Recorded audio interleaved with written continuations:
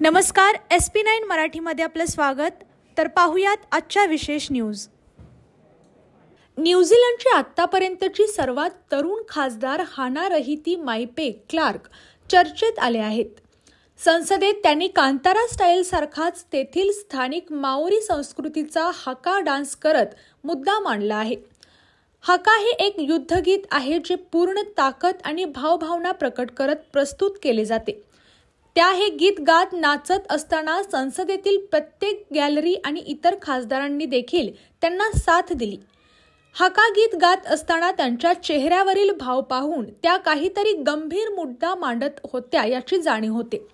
त्यांच्या चेहऱ्यावरील भाव घाबरवणारे आहेत. जगभरातील खासदारांमधील हे पहिलेच अशा प्रकारचे भाषण आहे. हा व्हिडिओ त्यांनी गेल्या महिन्यात दिलेल्या भाषणाचा आहे, जो आता व्हायरल होत आहे.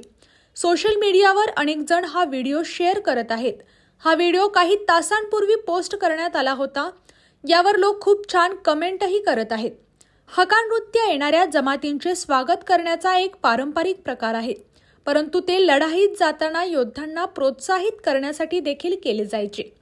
शारीरिक शक्तीचे प्रदर्शनच नाही, तर सांस्कृतिक अभिमान, सामर्थ्य आणि एकतेचे प्रतीक देखील आहे. या व इतर काही बातम्यांसाठी पाहत रहा SP9 Marathi. Your time, your news. धन्यवाद.